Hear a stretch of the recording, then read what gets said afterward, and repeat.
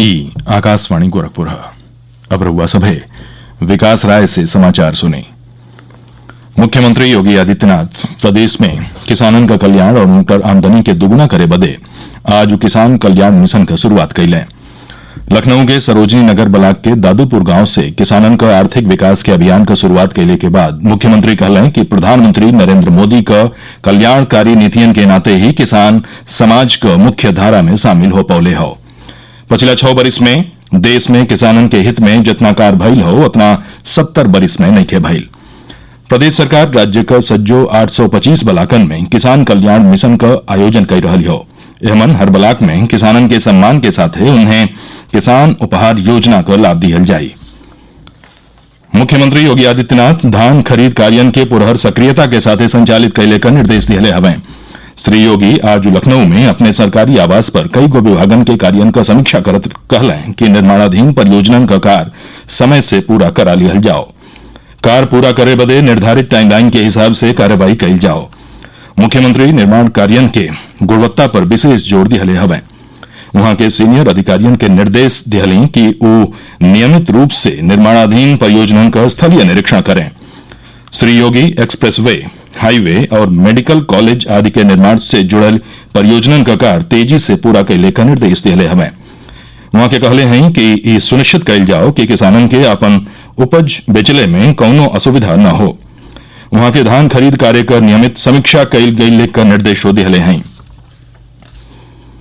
मुख्यमंत्री योगी आदित्यनाथ 11 जनवरी के कोरोना टीकाकरण के संबंध में फिर से ड्राई रन आयोजित करके टीकाकरण कार्य के तैयारियों का गहन समीक्षा का निर्देश दिहले हवें। वहां के कहले हैं कि कोविड-19 टीकाकरण का कार्य केंद्र सरकार का गाइडलाइन के हिसाब से कैल जाई। मुख्यमंत्री आज लखनऊ में अपने आवास पर अनलॉक व्यवस्था का समीक्षा करत रहले। वहां के बतौली कि कोविड-19 टीकाकरण के पहला फेरा के टारगेट ग्रुप का डाटा फीड हो गई हो। दूसरका फेरा के टारगेट ग्रुप के डाटा फीडिंग का कार्यवाही प्राथमिकता के आधार पर सुनिश्चित कैल जा रही हो। श्री योगी कहलें कि कोविड-19 से बचाव और उपचार का प्रभावी इंतजाम बनावल रखल जाओ। यह सुनिश्चित कैल जाओ कि कोविड अस्पतालन में औषधियन, मेडिकल उपकरण और ऑक्सीजन का उपलब्धता बनली हो। वहां के कोविड-19 के टेस्टिंग कार्य के पुरहर क्षमता के साथ संचालित कैले का निर्देश दिए हैं। केंद्र देश भर में अगला हफ्ता से कोविड टीकाकरण शुरू कैले का तैयारी तेज कर दिले हो। सरकार कहले हो कि कोविड वैक्सीन बदे पूर्वाभ्यास का प्रतिक्रिया के आधार पर सरकार एकरे आपात उपयोग का तारीख से 10 दिन के भीतर वैक्सीन उपलब्ध करावे बदे तैयार हो।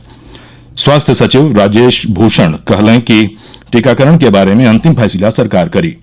स्वास्थ्य सचिव कहलें कि करनाल, मुंबई, चेन्नई और कोलकाता में 4 प्राथमिक वैक्सीन स्टोर और देश में 37 वैक्सीन स्टोर हो। वो थोक में टीका का भंडारण करेले और आगे वितरित करेले। देश में कोविड से स्वस्थ भइले का दर बढ़ के 96.36% हो गई हो। पिछला 24 घंटा में कुल 21,314 मरीज ठीक भइल हवे। स्वास्थ्य मंत्रालय बतौले हवे कि स्वस्थ होके वालन का कुल संख्या बढ़ के 99,97,272 हो गई हो। संक्रमण का शिकार कुल लोगिन में अब खाली 2.19% रोगियन का उपचार हो रहा हो। फिलहाल देश में करीब 2,27,000 मरीज हवें। पिछला 24 घंटा में 18,088 नया रोगियन का पुष्टि भइली हो। देश में संक्रमित मामलन का कुल संख्या 1,03,74,000 से बेसी हो। मंत्रालय के हिसाब से देश में संक्रमण से होने वाली मृत्यु दर 1.45% हो, जौन विश्व में सबसे कम हो। पिछला 24 घंटा में 264 लोग इनके मौत का खबर हो। 1,50,114 लोग इनका यह बीमारी से मौत हो गई हो। भारतीय आयुर्विज्ञान अनुसंधान परिषद के हिसाब से पिछला 24 घंटा में 9,41,000 से बेसी कोविड नमूनन का जांच कैल गई। मुख्यमंत्री योगी आदित्यनाथ इंटर्नशिप कर रहल MBBS और BDS का छात्रन के मानदेय का धनराशि बढ़ा के 12,000 रुपया कर दिले हवें। सरकारी प्रवक्ता बतौलें कि मानदेय में वृद्धि का लमहर समय से इंतजार कैल जात रहे और ये बढ़ोतरी 10 साल बाद भइल हो। इस निर्णय के हिसाब से अब मेडिकल के छात्रन के 7,500 रुपया के जगह पर 12,000 रुपया हर महीना इंटर्नशिप भत्ता मिली। समाचार पूरा भइल। नमस्कार।